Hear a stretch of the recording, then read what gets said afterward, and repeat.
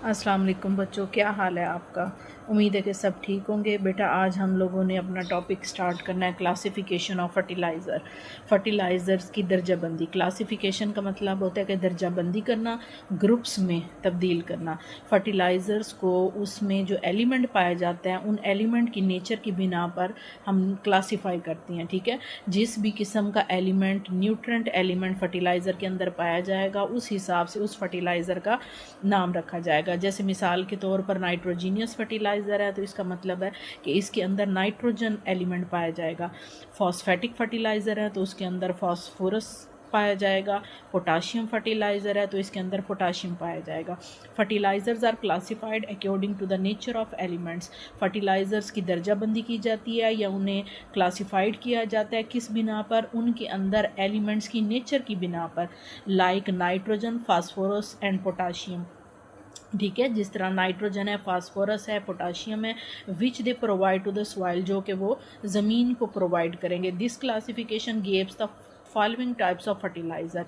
कौन कौन सी टाइप्स हैं? नंबर 1 पे नाइट्रोजीनियस फर्टिलाइज़र है, नंबर 2 पे फॉस्फेटिक फर्टिलाइज़र है और थर्ड पे हमारे पास है पोटाशियम फर्टिलाइज़र। ठीक है, इसके बाद है बायो फर्टिलाइज़र। बायो फर्टिलाइज़र्स क्या है? ये आपका शॉर्ट क्वेश्चन भी बन सकता है। Bio fertilisers are environment friendly. Bio fertiliser जैसे नाम से ज़ाहिर है, बायो का मतलब होता है लिविंग ऑर्गेनिज्म। अब इन फर्टिलाइज़र्स में साइंसदान क्या करते हैं? लिविंग ऑर्गेनिजम्स को यूज़ करते हैं। लिविंग ऑर्गेनिज्म कौन से हो सकते हैं? Micro organism. ठीक है, ऐसे माइक्रो ऑर्गेनिज्म जिनके अंदर ये इनमें से कोई भी न्यूट्रेंट एलिमेंट पाया जाता है उसको साइंसदान क्या करते हैं? फर्टिलाइज़र्स में यूज़ करते हैं, तो वो क्या बन जाते हैं? Bio fertiliser.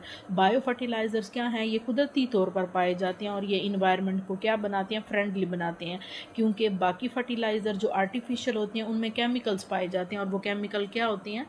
नुकसानदेह भी हो सकते हैं। ठीक है, तो इनमें क्या होगा? इनमें कुदरती तौर पर ये होंगे, इसीलिए ये फ़ायदेमंद होंगे।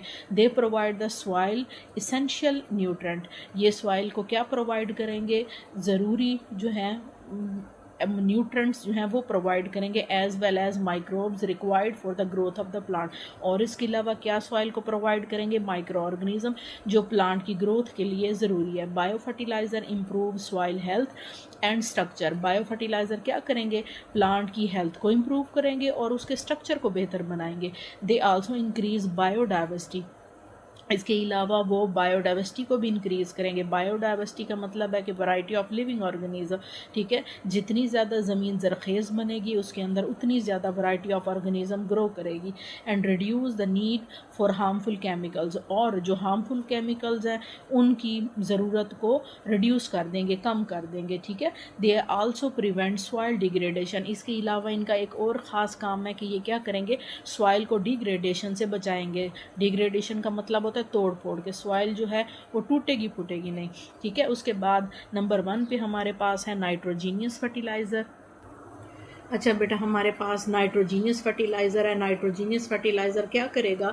पौधों को, एक तो पत्तों को सब्ज रंग देगा। ठीक है, उसके अलावा पत्ते और जो तने हैं उनको इब्तदाई मरहल में उनकी नशोनुमा करेगा। इसके अलावा जो है वो प्रोटीन्स का भी एक अहम जुज़ू है, यानी कि पौधे के अंदर जो प्रोटीन है वो भी यही फर्टिलाइज़र बनाता है। ठीक है, नाइट्रोजीनियस फर्टिलाइज़र जो है वो कौन कौन से मशहूर हैं? Ammonium sulphate, calcium cyanide, ammonium nitrate, ammonium chloride और यूरिया। ठीक है, ये तमाम जो है फर्टिलाइज़र, ये आपके पास बहुत जो है वो अच्छे फर्टिलाइज़र हैं जिनमें नाइट्रोजन पाया जाता है। अब हम लोग इसको पढ़ लेते हैं। These fertiliser supply nitrogen to the soil and plant. ये फर्टिलाइज़र सॉइल और प्लांट को क्या प्रोवाइड करेंगे? नाइट्रोजन प्रोवाइड करेंगे। Nitrogen is required during the early stage of the plant growth for the development of stem and leaves. Nitrogen क्या करेगी? Plant की उस वक्त ग्रोथ करेगी जब अर्ली स्टेज पर प्लांट होगा। ठीक है, जब उसके लीव्स उससे बन रहे होंगे, उससे स्टेम बन रहा होगा, तो उस वक्त ये क्या करेगा? ये नाइट्रोजन प्लांट की ग्रोथ में मदद करेगा। It is the main constituents of protein, impart green color to the leaves and enhance the yield and quality of plant। और इसका क्या क्या काम है? वो कहते हैं इसके अंदर जो प्रोटीन है ये इसका मेन कॉन्स्टिट्यूएंट है, यानी कि प्रोटीन बनाने का ये अहम अज्जा है। प्रोटीन बनाएगा, पत्तों को ग्रीन कलर देगा, प्लांट की यील्ड बढ़ाएगा, ठीक है, पौधे की यील्ड बढ़ाएगा और पौधे की क्वालिटी में भी इजाफा करेगा। Some example of nitrogen fertilisers are, जिस तरह हमने इसकी एग्जांपल्स पढ़ी हैं, जो सबसे मशहूर एग्जांपल है कौन सी हैं, अमोनियम सल्फेट है, कैल्शियम साइनामाइड है, अमोनिया है, ammonium nitrate, ammonium phosphate, ammonium chloride and urea, ठीक है। ये कौन से फर्टिलाइज़र हैं, नाइट्रोजन जो फर्टिलाइज़र है, ये उनकी एग्जांपल है। फिर उसके बाद नेक्स्ट पैराग्राफ में ये आपके पास बेटा शॉर्ट क्वेश्चन के तौर पे आ सकता है, ठीक है, कि urea is a highly quality nitrogenous fertiliser. Urea में जो है वो नाइट्रोजन फर्टिलाइज़र जो है वो नाइट्रोजन की मिकदार सबसे ज़्यादा पाई जाती है, हाई क्वालिटी में है। इट कंटेन्स अबाउट 46% नाइट्रोजन, इसमें तकरीबन 46% नाइट्रोजन पाया जाता है। ये MCQs के तौर पर भी आ सकता है।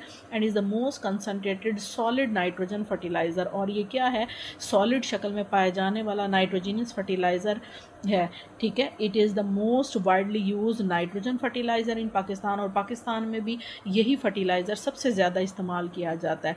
फिर उसके बाद नेक्स्ट पैराग्राफ में जो है ये भी आपका शॉर्ट क्वेश्चन के तौर पे आ सकता है, बहुत अहम है। Ammonium nitrate is useful fertiliser for many crops except paddy rice. वो कहते हैं अमोनियम नाइट्रेट जो है वो बहुत ही यूज़फुल मुफीद फर्टिलाइज़र है सिवाय चावल की फसल के, ठीक है ना। चावल के अलावा जितनी भी क्रॉप्स हैं उसके लिए ये बहुत ज़्यादा मुफीद है। बिकॉज इसकी क्या वजह है, the microbial bacteria in flooded fields decompose it to nitrogen gas. इसकी क्या वजह है कि ये जो है चावल की फसल के लिए मुफीद नहीं है, उसकी वजह ये है क्योंकि जो फ्लडेड फील्ड्स होते हैं, फ्लडेड फील्ड का मतलब होता है कि ऐसे खेत जिनको इतना ज़्यादा सैराब किया जाता है कि ऐसे लगे जैसे सैलाब आया हुआ हो, तो उनके अंदर जो माइक्रोबियल बैक्टीरिया होती हैं वो इसको डीकम्पोज करके, इसकी तोड़ फोड़ करके इसको नाइट्रोजन गैस में तब्दील कर देते हैं, जिसकी वजह से ये चावलों की फसल के लिए क्या है, जो है वो मुफीद नहीं है। It is also use in combination with limestone, और उसके अलावा ये चूने के पत्थर के साथ भी मिक्स करके इस्तेमाल किया जाता है, ठीक है। वो भी ज़मीन की ज़रखेज़ी में इजाफा करते हैं। लाइमस्टोन का मतलब होता है चूने का पत्थर। It is also hygroscopic in nature, और इसके अलावा इसकी जो नेचर है वो हाइग्रोस्कोपिक है। हाइग्रोस्कोपिक का मतलब होता है ये नमी को जज़्ब करने वाला है, ठीक है, ये फर्टिलाइज़र। फिर उसके बाद है नेक्स्ट पे है फॉस्फेटिक फर्टिलाइज़र। अच्छा बेटा, ये आपके पास ना फॉस्फेटिक फर्टिलाइज़र के बारे में ये बता रही हैं कि फॉस्फेटिक फर्टिलाइज़र का सबसे अहम यूज़ कहाँ है कि ये एक तो जड़ों को जो है, पौधों की जड़ों को मजबूत बनाता है, ठीक है। उसके अलावा ये क्या करता है, बीमारियों के ख़िलाफ़ भी लड़ने में मदद देता है ये फॉस्फेटिक फर्टिलाइज़र। और उसके अलावा जब लास्ट स्टेज में पौधे के ऊपर फल या बीज बन रहे होते हैं उस वक्त भी ये पौधे की क्या करता है, मदद करता है, ठीक है। और इसकी बेहतरीन मिसालें कौन सी हैं, इसकी बेहतरीन मिसाल है सुपर फॉस्फेट है, कैल्शियम सुपर फॉस्फेट है और ट्रिपल फॉस्फेट है, ठीक है। इसमें ये क्या तीन काम कर रहा है, एक तो जो है लास्ट स्टेज में फल और बीज वगैरह बनाने में मदद दे रहा है, और उसके अलावा पौधे को बीमारियों के खिलाफ लड़ने में मदद दे रहा है, और उसके अलावा पौधा जब इब्तदाई मराहिल में होता है तो उसकी जड़ों को मजबूत बनाता है। अब हम इसको पढ़ लेते हैं। These fertilisers provide phosphorus to the plant and soil. ये फर्टिलाइज़र क्या करेंगे, सॉइल और प्लांट को फास्फोरस प्रोवाइड करेंगे, फास्फोरस की कमी को दूर करेंगे।